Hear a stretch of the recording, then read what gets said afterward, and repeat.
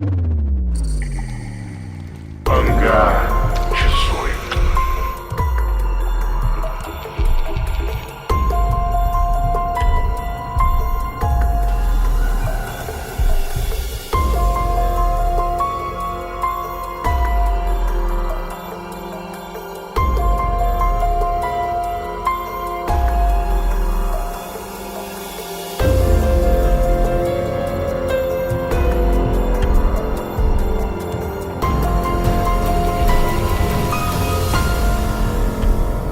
Fala galera, tá começando o segundo episódio do Hangar 18. Aqui ao meu lado, Fernando Ribas, eu sou o Cristiano Zoucas, tudo bem com vocês? E aí, hoje nesse episódio vamos falar do paradoxo de Fermi.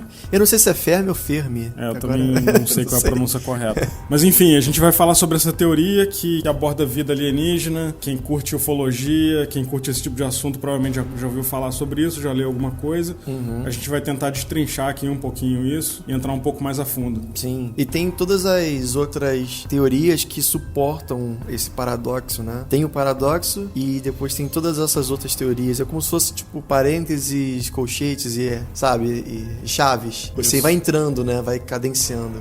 Isso aí. Então, só para lembrar, para quem tá ouvindo a gente aí, quiser mandar uma mensagem pra gente com o seu relato, alguma coisa que tenha acontecido com você, algum avistamento.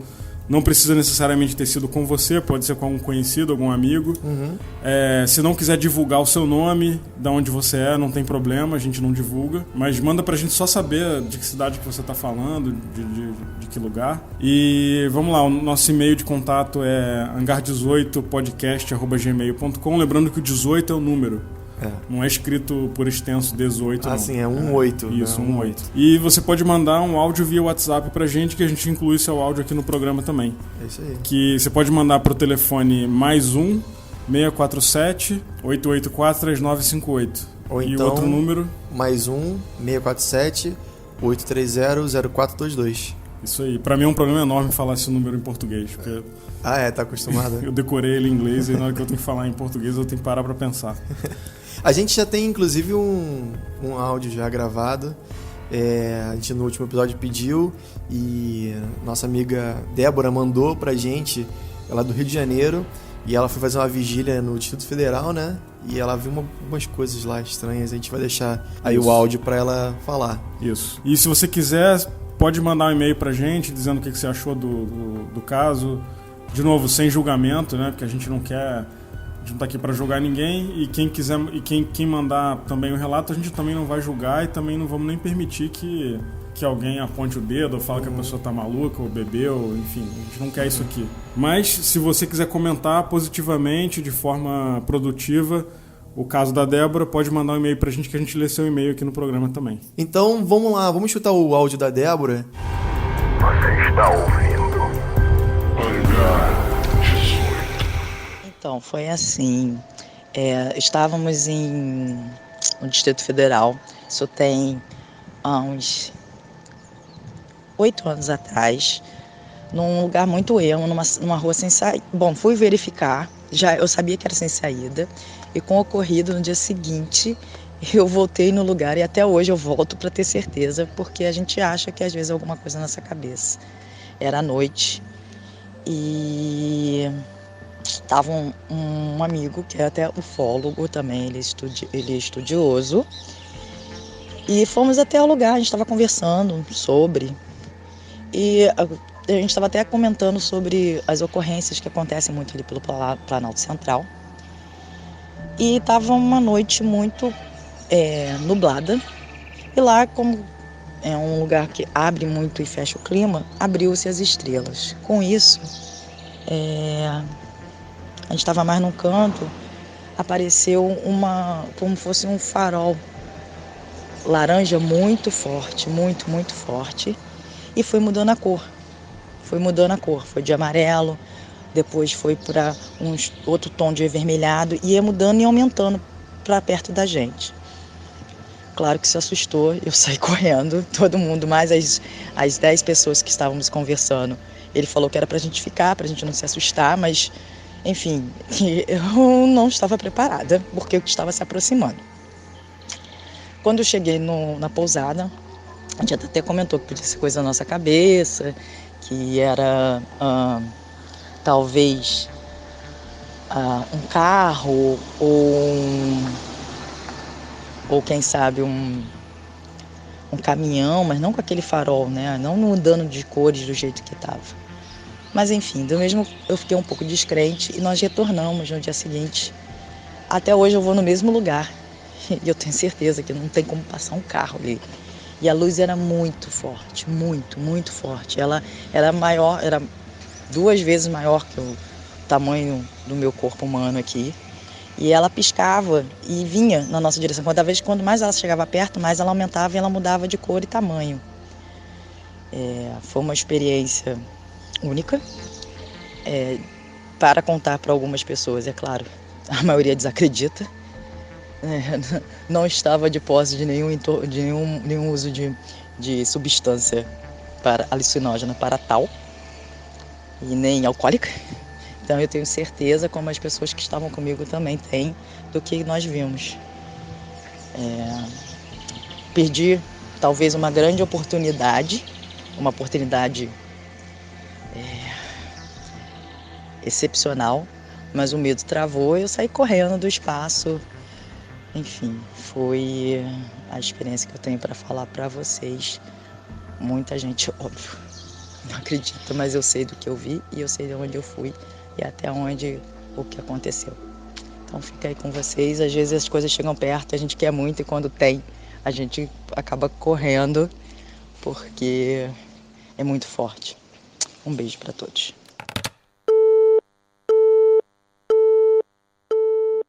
Então, o que você achou do relato dela? Cara, eu achei impressionante. Eu já vi alguns casos assim, de gente que teve avistamento durante vigília, inclusive uma muito parecida com essa da Débora, que eu vi num podcast antigo que tinha chamado Nerd Express, que foi até uma entrevista com o Carlos Alberto Machado, que é um ufólogo famoso aí do Brasil, que a gente comentou semana passada. Foi um caso que aconteceu com ele quando ele começou na ufologia, que ele foi fazer uma vigília em Brasília, inclusive. Sim. No mesmo, não sei se é no mesmo lugar, mas na mesma região. Parece que a casuística lá é forte, acontece muita coisa lá. Tem alguns pontos, né? Sul de Minas, principalmente, Brasília. É engraçado que falam dessas linhas magnéticas do polo, né? E o pessoal fala que tem uma linha que corta o Brasil e que onde corta são pontos de casuística. Engraçado, mais atividade, né? Pode ser. Pode ser que faça algum sentido. Inclusive, eu acho que isso vale até a gente tocar num assunto que todo mundo que é cético com relação a OVNI, alienígena, enfim, e com os casos que acontecem, tem essa reclamação, né? Pô, o cara viu um OVNI, filmou e tal, mas a filmagem tá horrível, não dá pra ver nada, ou a pessoa ficou com medo. A gente tem que pensar, se colocar um pouco Nossa, no lado da pessoa.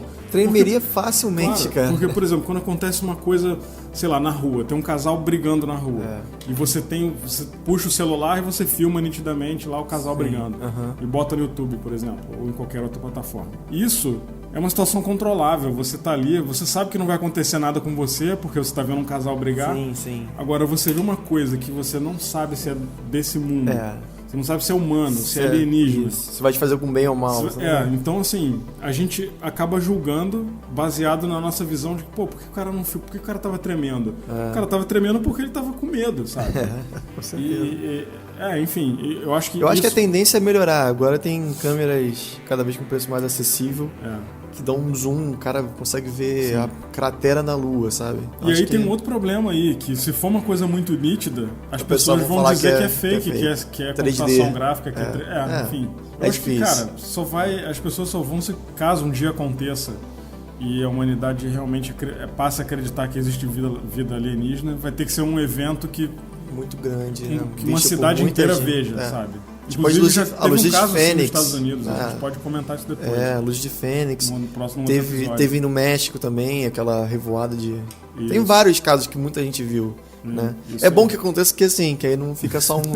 né? Agora, esse caso da Débora, eu achei impressionante. Pelo que ela comentou, parecia luz de carro, né? Eu me pergunto, eu não entendi muito bem, será que tava... Depois, antes, inclusive, eu falei com ela e pelo que eu entendi, realmente parecia que ela tava vendo as luzes... estavam baixas. Como se fosse um carro mesmo, parecia, não, tava na altura do horizonte, então parecia que poderia ser um carro à distância, mas não era, entendeu? Quando ela foi embora, essas luzes chegaram muito perto, então É esse que é o relato, né, dela. Não tem como julgar. Pô, dá vontade de falar, pô, por que você não ficou lá, né? Mas assim, não, é aquilo que você falou, não tem como. Como é que você vai ficar, cara? Você não tem noção do que é, sabe? E vendo as histórias que eu já ouvi aí de mutilação, de uma série de coisas, eu também acho que eu não ficaria pra ver, não, cara. Mesmo eu querendo muito ver, querendo saber se existe ou não, tendo essa curiosidade, eu acho que eu correria também. Com eu acho. Ou ficaria paralisado. Não, pode ser. A gente não sabe, né? Então é isso. Vamos pro nosso assunto principal? Vamos lá. E lembrando que se você quiser mandar um e-mail comentando esse caso da Débora aí, pode mandar pra gente, a gente lê no próximo episódio. E é isso aí. Você está ouvindo Hangar 18. Então vamos lá, paradoxo de Fermi. Eu acho que vale primeiro a gente estabelecer o que é um paradoxo, né?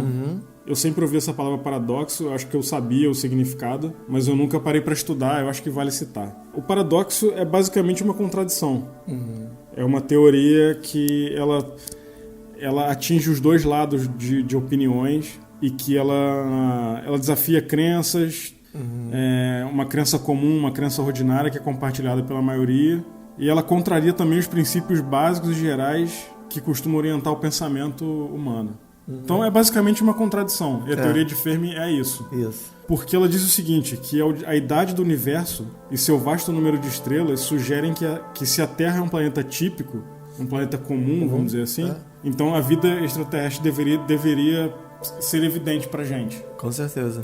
Bom, esse tópico teve início em 1975 num artigo que foi feito por Michael Hart, que é um astrofísico e escritor americano, e o tema também é referenciado como paradoxo Fermi-Hart. O paradoxo é nomeado em honra do físico Enrico Fermi, mas ele, por sua vez, nunca afirmou o paradoxo, enfim. Sim.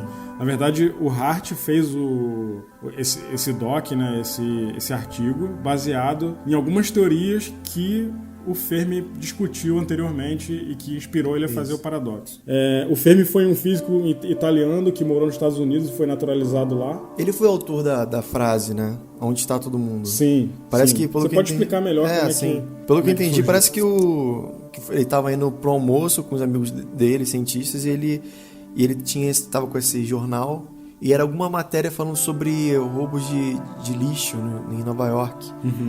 E aí tinha um desenho, uma caricatura de um disco voador com um alienígena abduzindo a lata de lixo. E aí ele perguntou, pô, onde está todo mundo, né? Mas a conversa foi daí sobre viagens espaciais e tal, mas as teorias, tudo isso que a gente vai falar a seguir, foram criadas depois.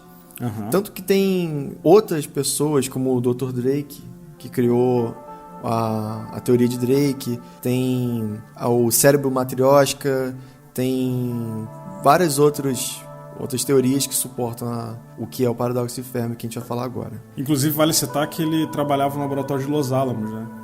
Que foi que fica no Novo México. Isso. E onde os Estados Unidos desenvolveu a bomba atômica. Enfim, o cara era físico lá. A questão toda é que existem de 200 a 400 bilhões de estrelas em uma galáxia, como a nossa galáxia Via Láctea. E existem 2 trilhões de galáxias no universo. Esse número é inclusive novo, porque até pouco tempo atrás o pessoal falava em 100 a 200 bilhões. Então 200 trilhões. Cara, eu acho que isso é um tremendo... Eu não sei, mas eu acho que tem um pouco de chute aí, né? Talvez. Assim... Como é que eles fazem isso? Como é que eles chegam nesse cálculo? São cálculos baseados no que eles conseguem observar, do que chama de universo observável. E é muito louco isso, chute, porque... Né? Porque assim, é uma coisa assim, baseado no que a gente sabe de quantas estrelas tem na nossa galáxia, e baseado em quantas galáxias o ser humano já conseguiu observar, né? Agora, o Kepler, né, que é o satélite que é justamente para ver novos planetas e tudo mais, os caras conseguem... Hoje em dia, inclusive, tem computadores que acho que conseguem contar quantas... É uma coisa... Não é muito manual. É um chute calculado. É um chute... Então, acontece, os cientistas não dão certeza de número de planetas, mas assim, eu ouvi falar que é uma média de 1.3 planetas por estrela. Algumas estrelas têm planetas, outras estrelas não têm planetas. Alguns planetas Deve não... ser nível de corpo celeste, né? Deve ter planeta, asteroide, tudo. Sim, não, tem planeta que não tem estrela, por exemplo. Tem um planeta que ele tá flutuando por aí. Ele às vezes é justamente ele, graças à gravidade dele, juntou poeira cósmica e tudo mais e formou lá um planetinho, ou então uma coisa menor que pode ser um cometa, um meteoro, entendeu? Não necessariamente vai ter vida inteligente, mas pode ter vida. Hoje em dia se fala que você tem um planeta coberto de mar ou com uma calota de gelo por cima, que embaixo pode ser algum animal marinho, aquático, que seja. Sim. Não precisa ser necessariamente inteligente, mas se você pensar que uma média de 100 bilhões de planetas com possibilidade de vida na nossa galáxia, 100 mil possam ter então vida inteligente. Que aí já não tô falando de mais animal marinho, tô falando de vida inteligente mesmo, assim. Sim, que tem consciência, né? Consciência. São 100 mil só na nossa galáxia. 100 mil. Esse é o chute, o chute calculado dos cientistas, né?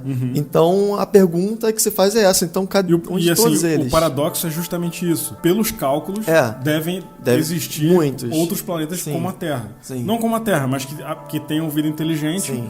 E, por outro lado, a gente não teve nenhuma evidência até agora. Então, esse é o paradoxo. Isso. É assim, se é tão abundante assim a vida, por que a gente não esbarrou com ela? Entendi, né? Sim. E aí, o que acontece? Tem duas maneiras de fazer essa pergunta, né? A primeira é, por que não há presença de alienígenas nem seus artefatos aqui? Se a viagem interestelar for possível, então, com a tecnologia presente na Terra, seriam precisos mais ou menos uns 5 a 50 milhões de anos para colonizar a galáxia. Ou seja, é um tempo relativo... Pra gente é muito tempo, mas é um tempo relativamente curto. Pro universo. Pela vastidão do então, universo. Então, assim, se tivesse um outro planeta como a Terra, como uma civilização como na Terra, precisaria de 5 a 50 milhões de anos para os caras chegarem até aqui. Então a gente deveria ver alguma evidência de extraterrestre no nosso mundo.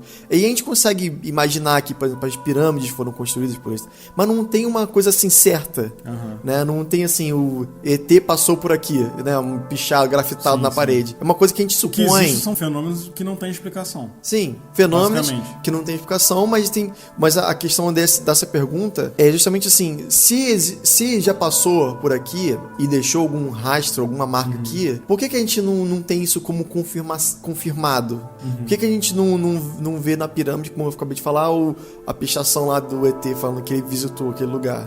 Né? É tudo uma suposição, é tudo uma coisa assim, eu acho que isso aqui poderia ter sido construído por ET, mas a gente não tem certeza. O que a gente tem muita coisa na história da humanidade de civilizações muito primitivas que relatam de alguma forma algo muito estranho que não tinha nada a ver com a existência deles na época. Como, por exemplo, os maias. Sim. Tem muita coisa dos maias lá que... Tem até uma imagem que é muito famosa que está no museu de História Natural. Pela imagem, você pode dizer que é um cara controlando uma nave. Tem isso.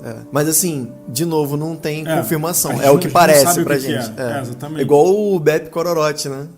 Que é Fala rápido o que é só o Beppe Cororote é legal, porque existe um ritual dos índios, eu não sei qual tribo Acho que é. Cara. Que eles fazem essa dança, né, esse ritual, e eles se vestem como o Beppe Cororote, que é um ser que eles dizem que veio do céu, né, nessa canoa voadora, eles falam que é uma canoa voadora. Sim. E se você botar no Google aí Beppe Cororote, vai aparecer. Vamos botar no link também. A gente pode colocar essa referência aí. E eles fazem uma roupa de palha que lembra como uma roupa de um astrológico rústico, né? Sim. Até tipo, se você tentar imaginar que o cara viu aquilo e tentou replicar aquilo, entendeu? Sim. Mas, de novo, não é uma certeza absoluta. E tem outras coisas na lenda dele aí que diz que ele morava num lugar ermo, que era mais ou menos próximo da aldeia, e que os índios encontraram com ele em algum momento lá, e disse que ele transava com as índias da aldeia. Procriava, né? Procriava, e os índios, que eram os guerreiros da tribo, tentavam lutar com ele e todos apanhavam. Os caras não aguentavam com ele, como diz o Huawei, não aguentavam 10 minutos de porrada.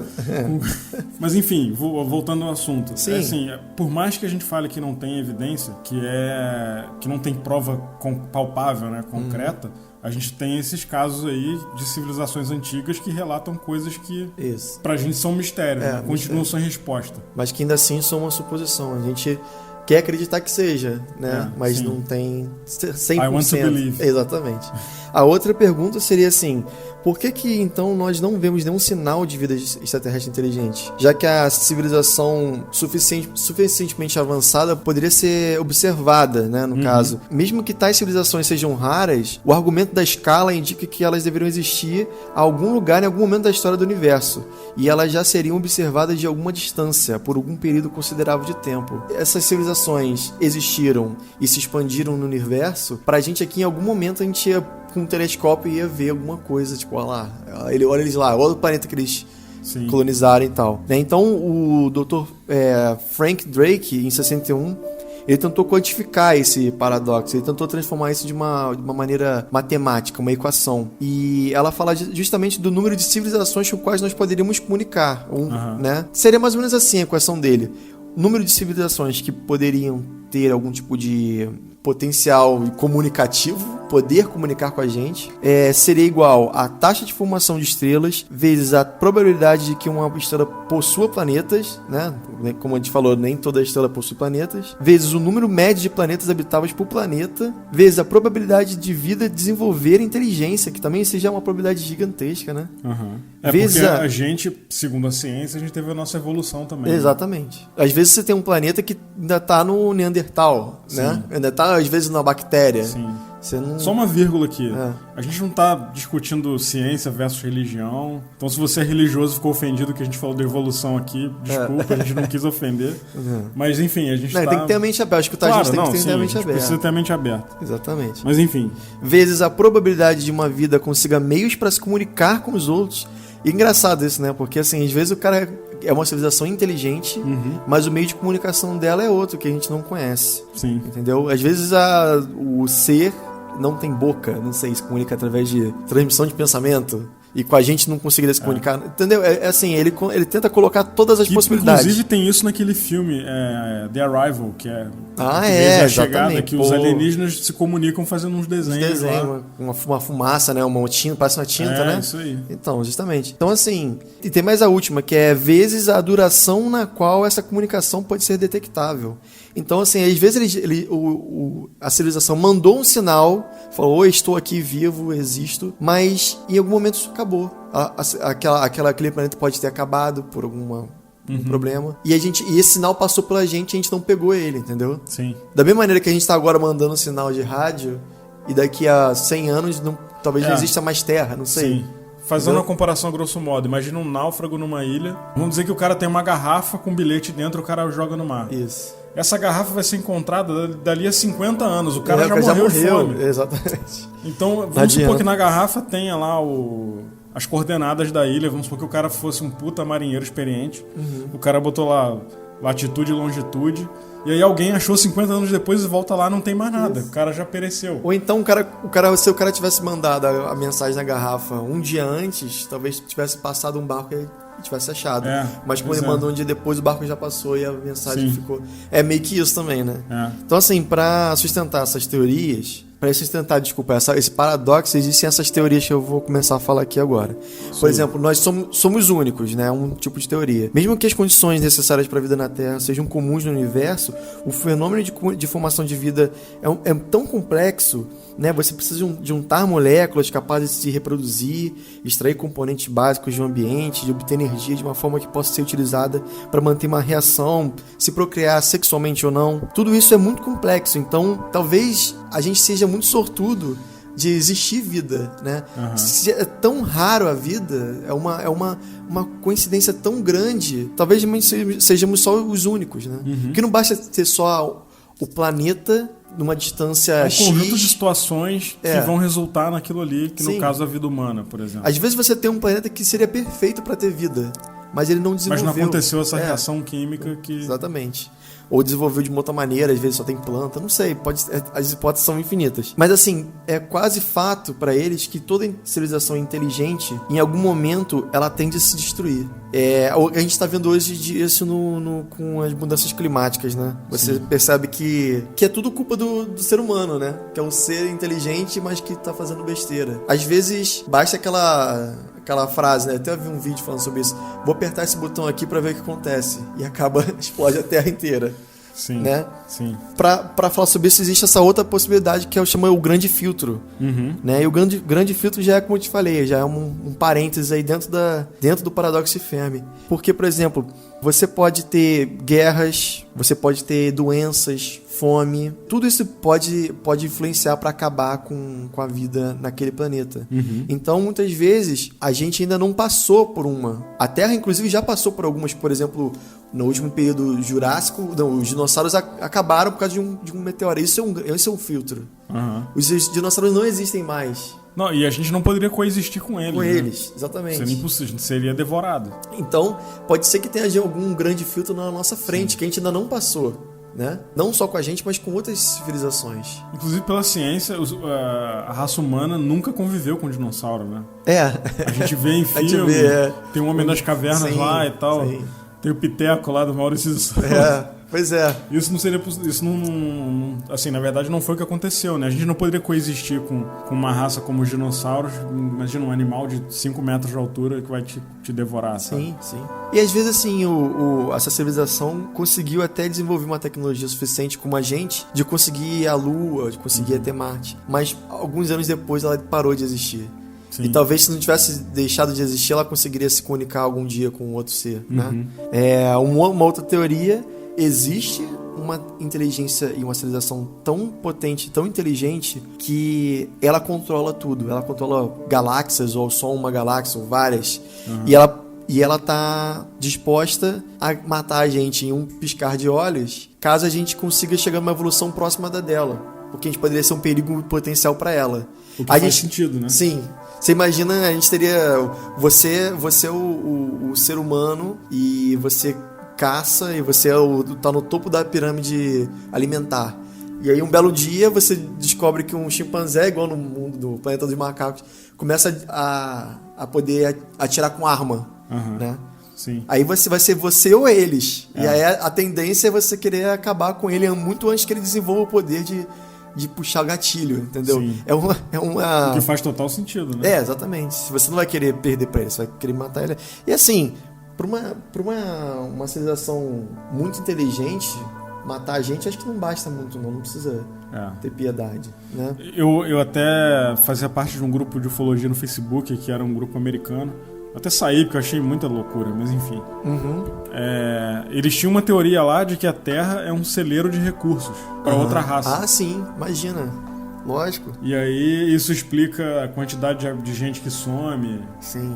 Né? Eu não vou entrar no mérito se é verdade ou não, tá? Porque sumiu pode ser milhões de coisas. A pessoa pode ter se matado, pode ter, sei lá... Lógico. Pode ter uma seita satânica, um serial killer. A gente nunca sabe. Recursos podem ser humanos, podem ser naturais, né? Eles podem precisar de água, eles podem precisar de oxigênio. Sim. Né? Mas o que eu li nesse grupo lá, essa teoria que os caras defendiam, é que a Terra era um celeiro de recurso. E, na verdade, nós éramos os recursos. Tipo, órgão... É como se a gente fosse vaca para os alienígenas, entendeu? O que geralmente eu vejo é o DNA, né? Porque uma coisa que é certa aqui na Terra é que o ser humano, o ideal é você ter o máximo de possibilidade de diferenças no seu DNA. Porque a gente sabe que quando você tem irmão com irmão, muitas vezes você pode ter um filho com um problema, né? Primo com primo, tem esses problemas de consanguinidade. Então, quanto mais diferente é o seu DNA, melhor é, porque se você tiver um pouco de genética de africano, asiático, europeu, você está pegando tudo que esses antepassados conseguiram. Genética, né? Exatamente. Um vai ter possibilidade de caminhar muito tempo no sol, por exemplo. Tô dando exemplo aleatório. O outro vai ter, mais força muscular. Outro vai conseguir sobreviver no frio por mais tempo, sabe? Cada um tem quanto mais pura a raça, mais fraca ela é. Exatamente. Então, o que eu vejo falar muito é que eles vêm aqui pegar o DNA humano justamente para melhorar o deles, né? Então, por isso que existe essa coisa de extração, às vezes extração de sêmen. Tem histórias, o caso Vilas Boas, que é, né? Que é justamente para conseguir ter um filho. Enfim, isso já é outro tópico, né? Sim. Voltando aqui, o que tava falando dessa coisa do adversário, né? O predador em potencial, uma civilização que consiga nos derrotar. O Carl Sagan mandou aquela sonda, né? Que tem os sons da Terra. Que é lindo, né? Você vê aquilo. Mas tem um cara que fala que não seria uma boa. Que justamente poderia ser muito ruim pro ser humano dizer que, olha, eu tô aqui. Vem aqui me visitar. Pode ser uma ideia, né? Que essa civilização, essa inteligência seja do mal, não, né? Então, às vezes é bom ficar quietinho, tipo isso. Né? Às vezes tem outra teoria que fala que às vezes a gente está realmente em uma parte muito remota do universo. A gente está na zona rural. Também Jacarepaguá do universo. E aí ninguém. Às vezes tem muita ação acontecendo em outra parte da galáxia. E lá você vê nave para lá, é Star Wars lá. Você vê gente saindo de planeta e voltando o tempo todo. Mas aqui não. Aqui ninguém vem aqui. Fazer o que aqui? Então, às vezes aqui é uma parte pobre, não tem tantos recursos. Não tem como saber. Então, essa é uma outra teoria. Você está ouvindo? Tem uma teoria que é muito doida também, que eu acho muito legal, mas é meio viagem essa. Que é o crescimento transcendente. Então, só para dar um adendo aqui. Todas as teorias que a gente está falando estão dentro do paradoxo de Fermi. Isso, Então, essa teoria do crescimento transcendente, ela é muito... acho que é a mais diferente que tem de todas as teorias que suportam um paradoxo. Que ela fala justamente que, às vezes, o crescimento dessa civilização inteligente não é exterior, não é para fora, não é querendo alcançar novas galáxias, mas que seja interior, que seja, tipo, conseguindo entender, por exemplo, como é que funcionam os prótons, os nêutrons e os átomos. Talvez eles queiram chegar a uma menor escala possível observada, em contraposto aos seres que tentam chegar a compreender grandes eventos, né? Supernovas, buracos negros, são coisas grandes. E às vezes o que ele quer entender é a consciência, a nanorobótica, né? A nanotecnologia, coisas menores, entendeu? Ele não está crescendo para fora do planeta, ele está crescendo para dentro do planeta, para dentro de si. É uma possibilidade muito viagem, né? Da mesma maneira quando, por exemplo, os computadores ocupavam um espaço dentro de uma sala, né? Ficava o computador uma coisa gigante. E hoje em dia as pessoas podem escutar o podcast num aparelho dentro do bolso, uma coisa pequena. Sim. E o celular hoje em dia é um computador, às vezes, muito melhor do que aquele que era o tamanho de uma sala. Sim. Né? Então esse, de certa forma, é sim um crescimento, mas para menor escala e não para maior escala. Mas por que não os dois? A ufologia mística entra nessa teoria aqui? Porque é também do remete consciente, pode ser. Espírito. Pode ser para entender a espiritualidade. Será que nós temos alma? Entendeu? Talvez a comunicação que eles tenham talvez seja justamente em outra vibração. Eles consigam se separar do corpo carnal. É uma coisa muito doida. Talvez eles não precisam já vi falar nisso, que eles não precisam, às vezes, de uma nave em si, mas eles conseguem aparecer aqui da mesma maneira que um fantasma, entendeu? Tipo o Luke no The Last Jedi, né? É tipo isso. Exatamente. Tem uma que é muito famosa também, que é a teoria da Matrix, né? Que a gente está vivendo uma simulação. E essa é bem legal também. Essa aí, pra mim, é que faz mais sentido, cara. Essa é bem legal, porque vai que a gente realmente nunca descobriu nenhuma outra vida em nenhum outro lugar, justamente porque a Matrix foi desenhada para ser dessa maneira. Sim. Cara, lembra do filme do Jim Carrey? Brilho Eterno de uma Mente Sem Não, aquele que tá... o Show de Truman. Show de Truman, sim. Entendeu? Às vezes o negócio foi feito para ele realmente não sair daquele, pegar o barquinho dele e atravessar. Sim. Que as pessoas podem descobrir que ele não sei se já aconteceu contigo, mas comigo já. Eu já sonhei com um lugar, sem nunca ter ido lá, e quando eu fui, eu falei, caramba, eu já vim aqui. Caramba. Mas eu sonhei com um lugar, nunca tinha ido lá. Já aconteceu isso comigo. Nossa, o negócio que aconteceu comigo com um sonho que eu nunca vi ninguém ter, é eu ter o mesmo sonho, eu sonhar que eu estava num show de rock com um amigo meu, e era um lugar muito específico, era um prédio abandonado, destruído e tal. E o show de rock estava acontecendo lá no meio dos escombros. E aí eu acordei, encontrei com ele mais tarde, eu falei, cara, sonhei contigo, a gente tava no show lá da banda tal, num prédio, ele ficou mirando assim, tipo, branco, né? Caraca, você vai acreditar, eu também sonhei.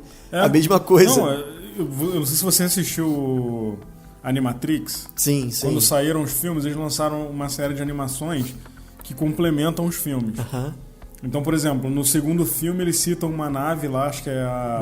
Nostradamus, né? Osiris. O nome da nave, que tá lá sobrevoando, tá numa missão. No filme eles citam essa nave. Se você assistiu Animatrix, você vê o que aconteceu com a nave. Aí tem um episódio lá que é o último voo de Osiris. Enfim.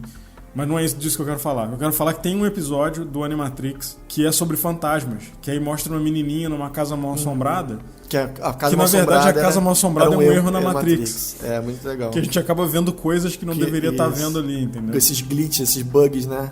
É. Na realidade, que na verdade poderiam ser fantasma, Sim. na verdade é um... E outra coisa, os fantasmas que apareciam ali pareciam uma fita que ficava Girando, né? em loop. E isso acontece. Se você vê, tem muito evento paranormal aí que os acontecimentos parecem uma fita rodando em loop. Isso. Que não necessariamente é um espírito que tem consciência que está ali, que é uma energia, né? Vamos dizer assim. É um eco, é como se fosse um eco. E isso pra teoria da Matrix faz todo sentido. É, total. Tem eu acho que até te mostrei uma vez, eu não lembro agora o nome do vídeo, mas é um lugar que mostra onde aconteceu a guerra dos Estados Unidos, Aham. guerra separatista, coisa assim, No sul dos no Estados Unidos. sul. E aí lá tem um vídeo desses fantasmas correndo na direção da câmera, como se fossem sim. soldados, Sim. né? Como Eu se vi fosse, esse vídeo. Realmente parece um eco do passado, né? Uma coisa assim, né? Parece uma gravação que tá ali rodando em loop ali naquele determinado momento.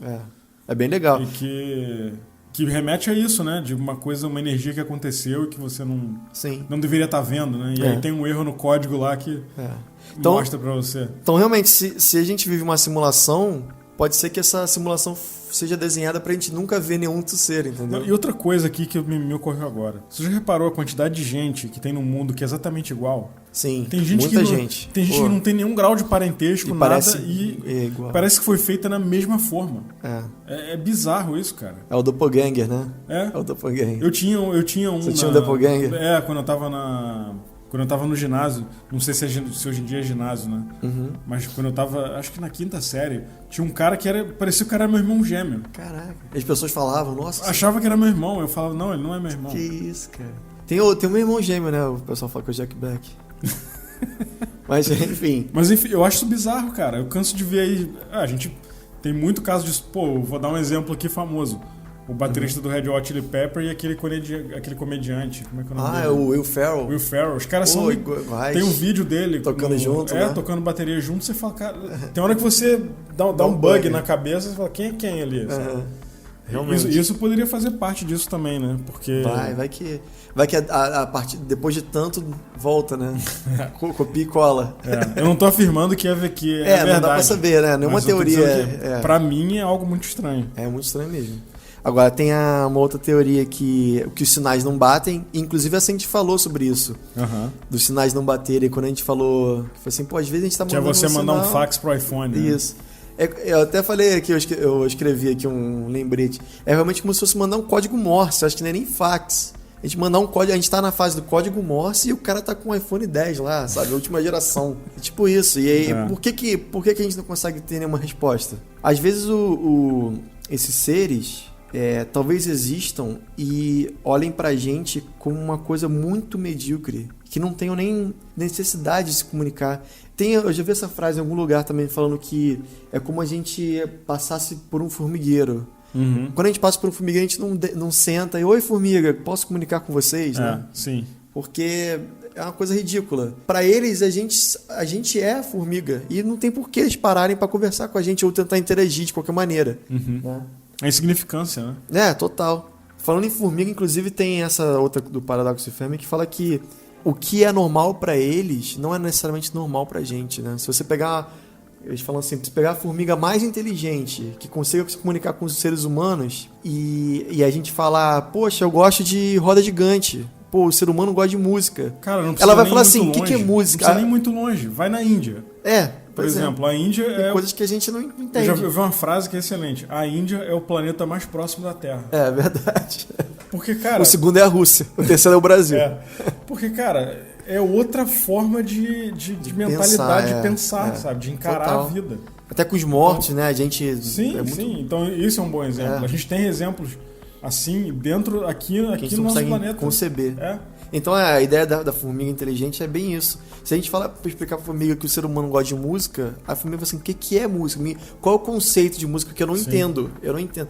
A gente pro extraterrestre, pro um outro ser inteligente, é a mesma coisa que a formiga pra gente. É basicamente isso. E a última teoria é que nós somos ignorados, né? Como eu falei, que eu acabei de falar. A gente realmente não tem por que conversar com eles, porque eles são tão mais à frente da gente que a gente é medíocre, né? E é isso. Existem outras teorias, né? Por exemplo, da escala Kardashev, que é bem legal, a gente pode até falar assim em outro episódio, que fala justamente de tipos de civilização. Civilização tipo 1, civilização tipo 2. A civilização tipo 1 é aquela que consegue explorar todo o seu sistema solar. O que a gente está começando a fazer. A 2 é o que consegue, por exemplo, tirar a energia do Sol. Né? A 3 já seria uma que consegue viajar por toda a galáxia. Sim. Né? Não, eu acho incrível que hoje em dia, por exemplo, a gente tem a NASA, né? Que a NASA, que pouca gente sabe, a NASA é uma empresa privada que conta com subsídio do governo nos Estados Unidos, né? Então ela não é um órgão governamental. Você pode trabalhar na NASA, por exemplo. Então, assim, hoje a gente tem muitas empresas com muito dinheiro investindo em exploração espacial. Por exemplo, a Tesla, aquele evento que teve recentemente, que colocaram um carro em órbita da Terra. Pô, isso é incrível, cara. Então acho que as possibilidades vão ser cada vez maiores. Pô, ele conseguiu fazer um foguete voltar para usar na horizontal, na vertical, que é uma coisa que ninguém conseguia até então. Sim. Não, então, inclusive, voltando aqui sobre a NASA. Todo mundo fala da NASA, né? A NASA carrega um peso pros céticos. Falam, pô, por que a NASA não descobriu vida alienígena? Cara, a NASA, ela tem, sei lá, o orçamento que ela tem do governo para operar é ínfimo, cara. Não, é muito pouco dinheiro, sabe? Sim. Os caras praticamente tiram leite de pedra, sabe? Não, e assim, mesmo que... Eu consigo entender essa questão de por que os governos não falam pra gente que existe vida alienígena. Eu tenho total certeza que teria muita gente que não iria compreender, não iria aceitar. Gente com uma religião muito forte, às vezes não iria aceitar. Eu acho que às vezes entende que é caos social isso, se acontecer um negócio desse. Pois é. Esquece tudo que você aprendeu desde criança, de como o mundo opera, sabe? A gente tá aqui, a gente vai nascer, a gente vai morrer, tem religião. É isso, o nosso Deus é o único Deus. Trabalho, o governo tá ali, tem polícia. Então, você tem uma raça alienígena acima de você que pode te apagar com um estalar de um dedo, tipo Thanos, por exemplo. Cara, muda completamente seu modo de ver a vida, de ver o mundo. Total. Sabe? Você imagina quantas faculdades que eu digo assim, quantos estudos, quantas áreas iriam começar a existir por conta disso, né? Pois é. Você abrir um novo leque ali só para estudar esse tipo de coisa. É muito inclusive, mas comentando sobre essa questão de revelar que existe vida alienígena e tal, e que o ser humano talvez não esteja preparado para isso. Teve uma campanha da Unicef aí, até alguns anos atrás, acho que foi em 2012 ou 2013, eu tenho que procurar isso. Botaram uma criança alienígena. Na campanha. Tu chegou a ver isso? Não lembro. Era basicamente dizendo para você respeitar a diversidade, respeitar o fato da criança ser diferente de você. E aí entra naquela questão de cor, de credo, de religião, enfim. Mas aí a galera que é entusiasta de ufologia já ficou maluca, né? Olha aí, os caras estão querendo fazer a raça humana se acostumar com a ideia de ter alienígena. E não sei o Steven Greer fala que isso vai acontecer alguma hora, que a gente vai começar a receber, e já está começando, como esse tipo de campanha, a gente começar a se acostumar com a ideia de vida alienígena, porque acho que parece, segundo ele, os Estados Unidos quer criar um vilão novo, quer criar um vilão da mesma maneira que ele criou com o Afeganistão, para depois chegar lá para tirar petróleo, que eles fazem isso muito bem. Eles criam a ideia de vilão para poder depois explorar aquilo. Então, se ele falar, começar a mostrar ET, a gente se acostumar com ET, depois ele falar que ET é vilão, justamente por uma outra causa, por exemplo, às vezes de exploração espacial, às vezes, não sei. Tem que ver mais sobre o Steven Greer, ele fala algumas coisas assim, a gente que pode é bem legal. Um episódio sobre a gente tem que estudar melhor sobre. Mas enfim, essas são algumas teorias. Então, tem vamos outras lá. teorias, né? Que, como eu tava falando, da escala de Kardashev, a esfera de Dyson e o cérebro matriótica.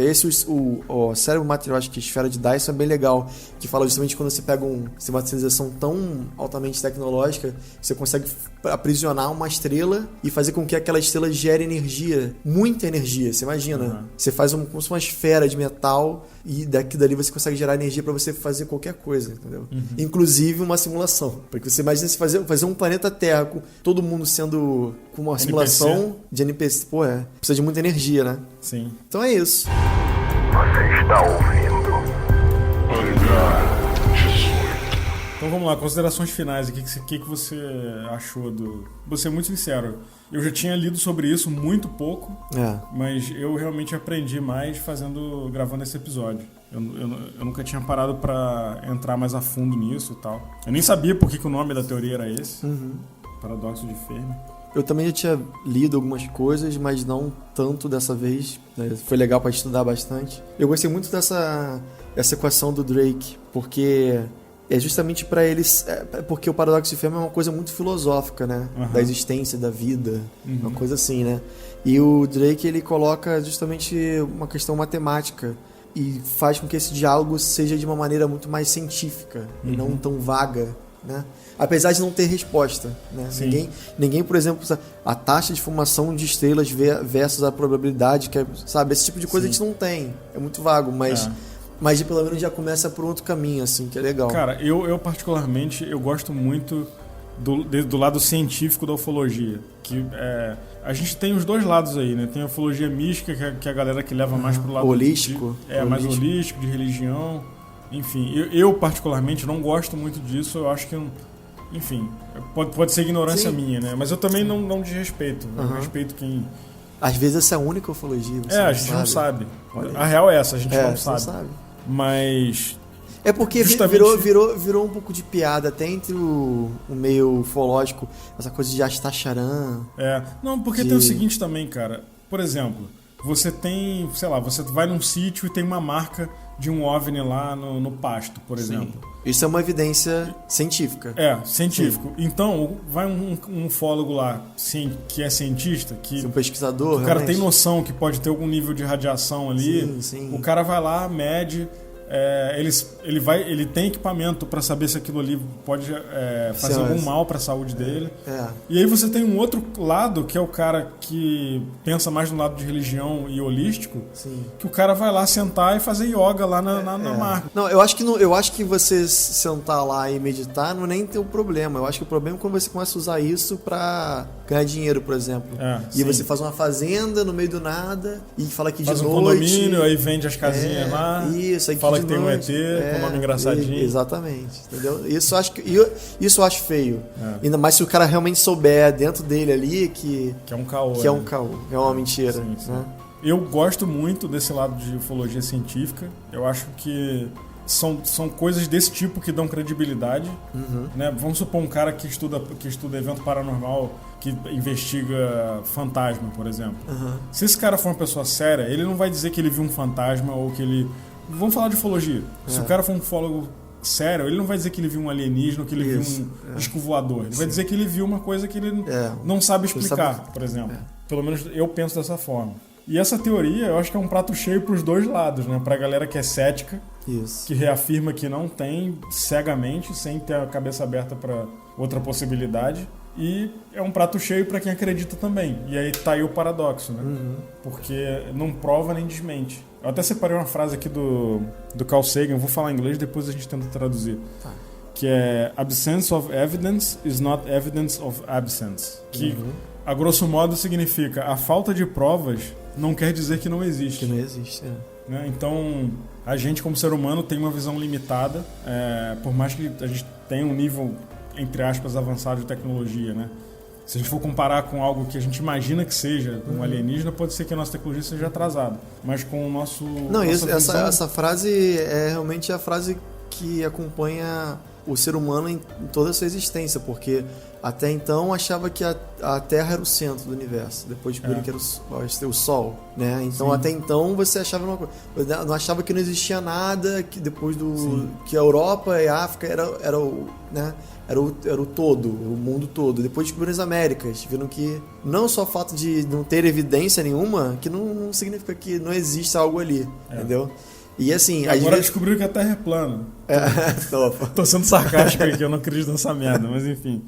Não, agora a nova é que a Terra é como se fosse um donut. É um... Ah, cara. Como é que é o nome desse formato? No 3D tem esse formato. Um torus? É torus, né? Não, eu tô com esfera, né?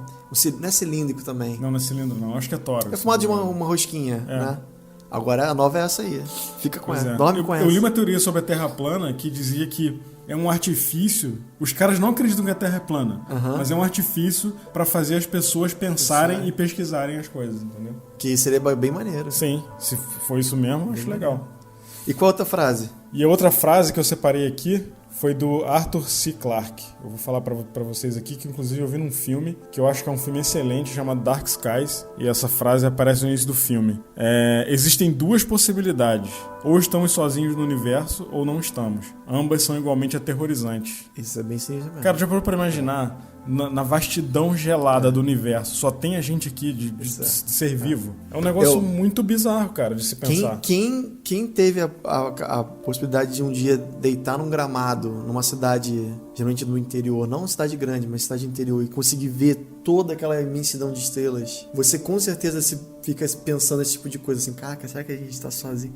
E saber que a gente tá sozinho é muito depressivo. E ao mesmo tempo, você pensar que possa ter uma outro tipo de vida também é muito bizarro e aterrorizante, né? Sim, porque é o desconhecido. É o desconhecido. Pode ser um ET bonzinho que vai vir aqui trazer cura do câncer, Exatamente. como pode ser um ET que vai entrar aqui pra avassalar. Eu até tive um sonho bizarro semana passada. Sonda? Não, cara. Sonda, Não, a gente falou que não ia falar de sonda não aqui. Cara, eu sonhei semana passada que a Terra estava sendo invadida, só que assim, em fases. Os caras botaram as naves aqui no globo e começaram a soltar uns bichos gigantes aqui pra acabar com a humanidade pra depois seguir o plano de colonização. Tem um filme que é assim, não é na Guerra dos Mundos, que começa estágio 1. A Guerra dos Mundos são aqueles tripodes, né, que são aqueles bichos... Mas não lembro qual filme que é, que tem vários estágios que os ETs chegam, mas eles primeiro começam... assim... Eu acho que é a Guerra dos Mundos, mas a versão clássica, né, o remake não. Pode ser. O remake é diferente. Então é isso. Então é isso aí. A conclusão é que não tem conclusão. Nenhuma. O paradoxo tá exatamente aí, não tem resposta. O que vocês acham? Qual é a teoria que vocês acham que tem mais a ver? Deixa aí nos comentários. Manda e-mail pra gente aí, dizendo o que você achou do episódio, pra comentar o paradoxo. Caso a gente tenha falado alguma besteira aqui, o que tem uma grande chance. Sim. Pode mandar um e-mail aí pra corrigir a gente também, ou pra acrescentar no que a gente falou, caso a gente tenha esquecido de alguma coisa. E curte a gente nas nossas redes, a gente criou agora o perfil, né? No Facebook, o link tá no post. Twitter também. Twitter e Facebook, pode seguir a gente lá. E manda e-mail para hangar18podcast@gmail.com. O 18 é o número, não escrito. E pode mandar seu relato aí via WhatsApp pra gente, via áudio, que a gente inclui aqui no episódio, igual a gente fez com a Débora hoje. É isso aí. O telefone é +1 647-884-3958. E +1 830-0422. É isso aí. Aliás, não, falei errado. +1 647-830-0422. Isso aí, a gente vai colocar os números aí no post, fica mais fácil. Valeu, e galera. até o próximo episódio. Espero que tenham gostado. Falou, tchau, tchau. Hangar